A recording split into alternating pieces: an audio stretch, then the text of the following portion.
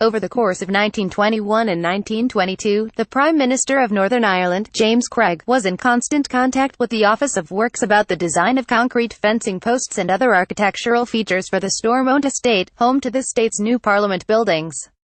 Such was his preoccupation with this that he also made numerous trips to London to discuss progress and insisted it was imperative not to go along lines which would appear to the outside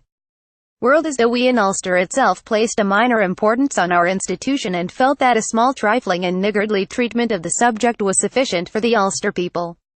Craig got his way. 50 years later, in 1971, the Unionist leadership was again preoccupied with the status of Stormont and the relevance of its state. It was keen to adequately commemorate the Golden Jubilee of the Parliament's inauguration, but the Troubles took the wind out of its grander plans.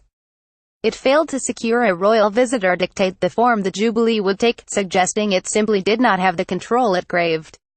The Parliament was suspended the following year with the imposition of direct rule from London. As the centenary of the creation of the state of Northern Ireland in 1920 looms, the DUP is insistent it wants Northern Ireland to celebrate its centenary as a beacon of achievement within the United Kingdom. We want to normalise our institutions and political arrangements to demonstrate that democratic standards apply and fairness and equality of opportunity is the right of all. The DUP has been traipsing in and out of Stormont in all its grandeur, but there is no government there for it to lead due to its own and Sinn Féin's tribal intransigence. This is all very laudable, but the tensions during the week on the Brexit border question and the breakthrough yesterday are also a reminder of the DUP's vulnerabilities. While it has some leverage now due to the numbers game at Westminster, history would suggest that such influence will be fleeting. Since the foundation of the Northern state, Unionists have often struggled to convince others to take them as seriously as they feel is their due. To add to the examples cited above, in 1945, Northern Ireland Prime Minister Basil Brooke insisted that national service should be extended to Northern Ireland in order to, among other things, confirm the state's constitutional status within the Union. But when the National Service Bill was introduced at Westminster in 1946, Northern Ireland was excluded. One of the reasons why some Unionists occasionally floated the idea of a separate Ulster Dominion in subsequent decades was because of the perennial difficulty of getting British attention, and the neglect generated a potent mixture of anxiety and arrogance, the same combination that has been on display in recent days and weeks.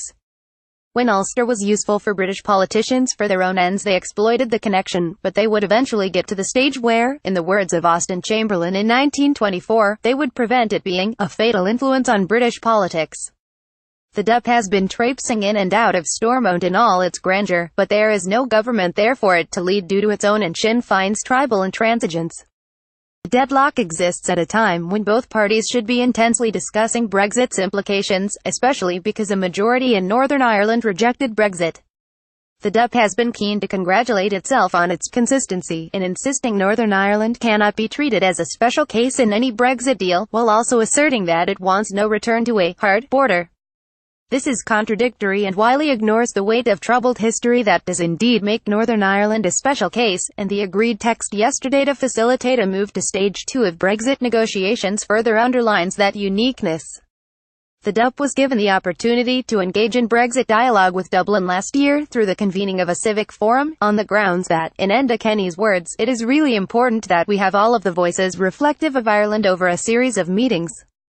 It rejected that invitation and has loudly insisted that the issues at stake are an internal British concern, ignoring that the very agreements that allowed it to be the dominant party in the former power-sharing assembly